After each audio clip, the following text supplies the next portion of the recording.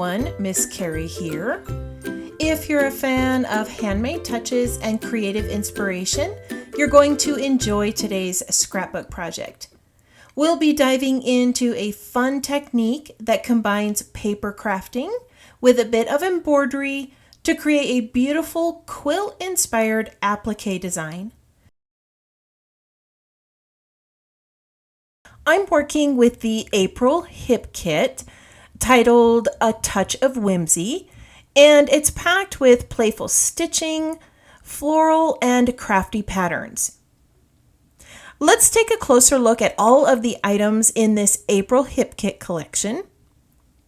There are some pattern papers that look like quilt blocks, crochet textures, stitched buttons.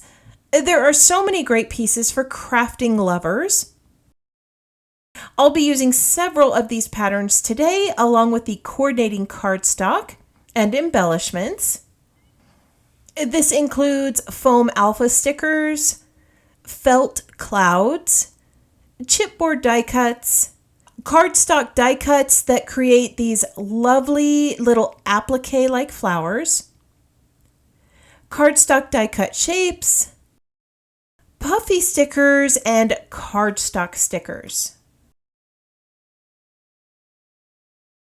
Each month, Hip Kit offers a coordinating cardstock collection that matches the monthly kit perfectly. I'm going to be using quite a few of the colors in this collection to create the flowers for my applique. One of my favorite pieces is the new applique flower die set. This pairs perfectly with the applique flowers pattern paper, which we will be cutting out in just a moment. As I create today's layout, I'll bring in a few additional supplies. As always, I encourage you to use what you have in your collection, but if you would like a list of the items I'm using, one has been provided for you in the description below, along with my discount code to the Hip Kit site. Let's go ahead and get started with the project. To get started, I have a quick sketch that I drew to map out where the photo and floral elements are going to sit. I knew that I wanted flowers in all four corners and curved and straight stitching lines connecting them. With a ruler, I'm going to draw a large X across this 11.5-inch piece of cardstock. I'm going to use that X as my guide for the template. I'm going to line up the pencil marks with the stems that I have on the template. And then I'm going to use some temporary tape to hold this template in place. I'm going to place a foam mat underneath and add some stitching holes using a pickup tool. You can also use a piercing tool, embroidery needle, or even a cutting machine with a debossing or perforating tip for this step. I'm going to finish adding these stitching marks to my page, and then I'm going to walk you through the process of adding simple stitches to your scrapbook layouts. Now that I've finished adding all of the little piercing holes for my stitches, I'm going to remove this template, and you'll be able to see that this worked out perfectly as a guide for all of my stitching. I'm going to quickly erase those pencil lines and prep my embroidery floss.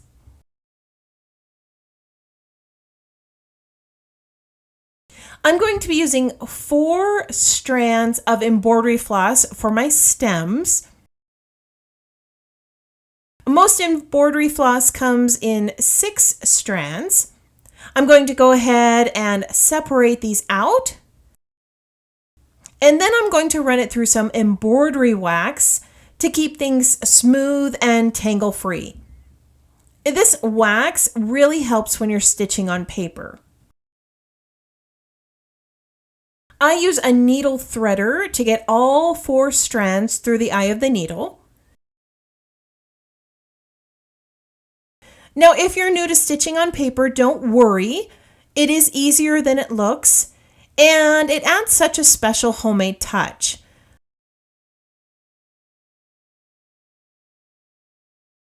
I'm going to start my first stitch here, and I'm going to leave about a 1/2 inch tail on the back. I don't add knots to the back of my stitching. I prefer to secure them in place with a little bit of tape. For this page, I'm going to use some simple stitches to create the vines and stems. Now, if you're comfortable with back stitches or want to get fancy with your embroidery, feel free to do that. I have other videos on my channel that walk you through more embroidery styles that are perfect for paper crafting. I would love to know if you have ever tried stitching on your scrapbook pages. What embroidery stitch is your go-to? Go ahead and let me know in the comments below.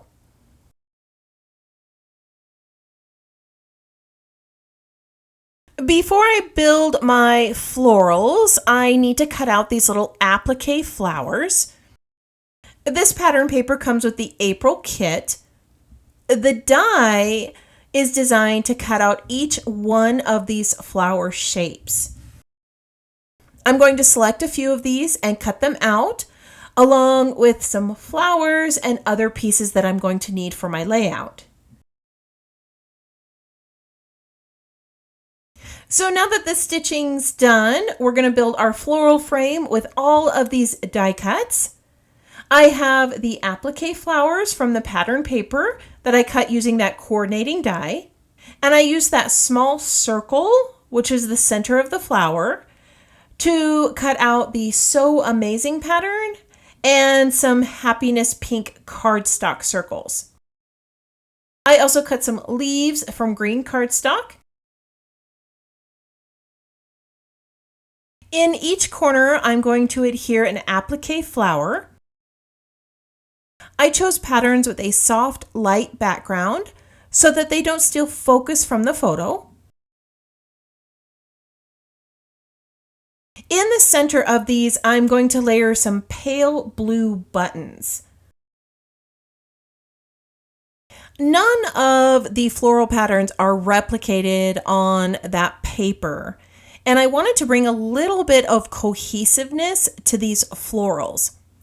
I use the circle die to cut out all of these little buttons from this pattern here.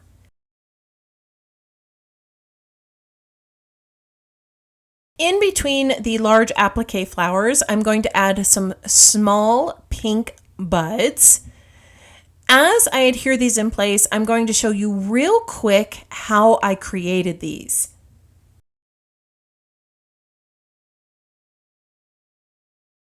Using that center circle die of the applique flower, I cut out 8 of the pink circles from the So Amazing pattern and 8 from that happiness pink. I'm folding the darker pink circles in half, and I'm going to cut down that fold line. This is going to give me 2 halves for my flower. I'm just going to bring in some liquid adhesive and adhere these 2 halves on either side of the striped circle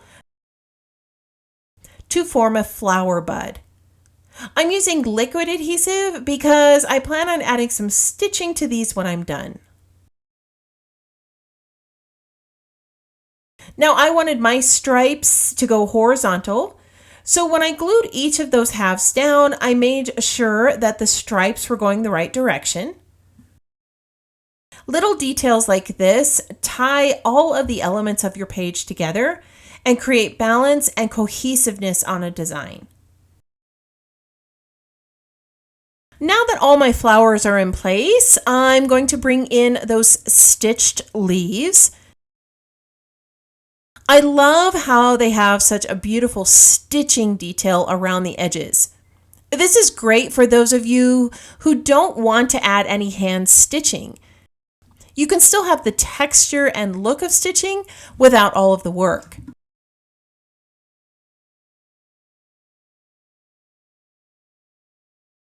I mentioned earlier that the April Hip Kit has quite a few craft-themed inspired pieces, and many of them include sewing and stitching. I was inspired by those elements to create a piece that looked like an applique quilt or a home decor piece. I often look at quilts for color combinations, and many of those have beautiful floral applique patterns. I wanted to replicate that with paper. Now, it did take quite a bit of pre-planning. I had to draw out my design ahead of time and determine what size was needed for the flowers and leaves and buds that I wanted to add. But having this planned out ahead of time made the assembly process go so much easier. Have you ever tried recreating quilt patterns on your layout? I would love for you to tell me about your favorites in the comments below. Once all of the leaves were added, I felt like those larger flowers needed some pink accents to match the floral buds that I added around the rest of the page. It took me a moment to pry up those little blue buttons, but I was able to cover them easily with some pink circles and pink floral stickers. Once those were in place, I layered the blue buttons over the top, and I feel like this did a much better job of bringing balance to the page.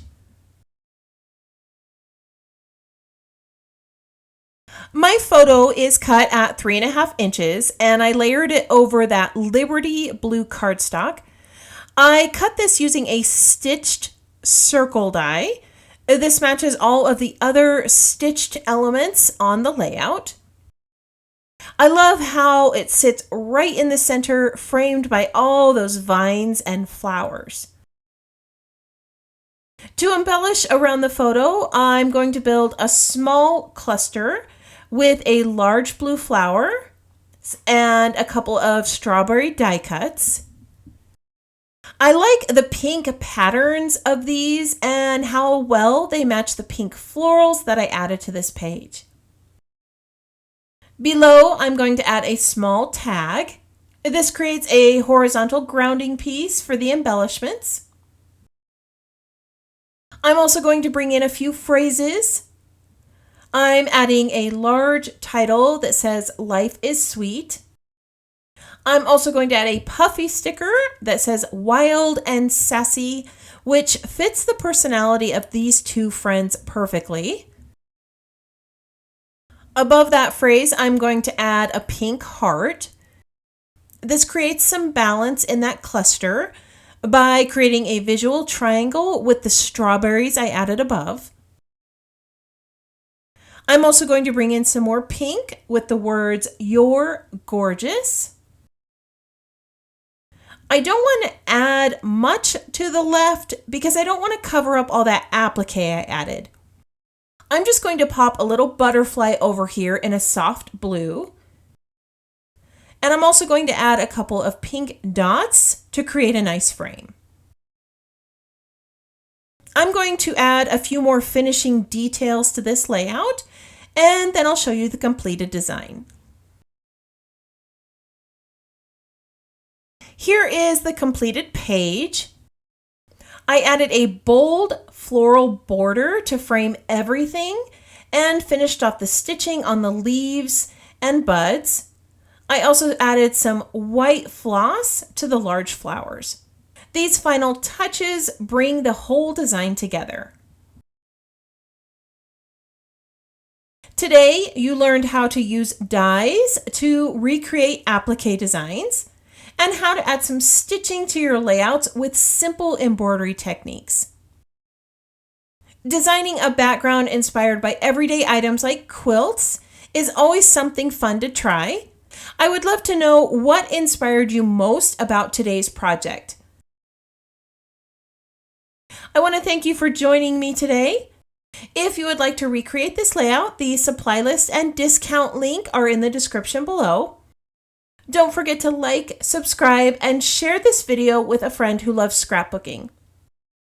I hope you have a wonderful week, and I can't wait to see what you create.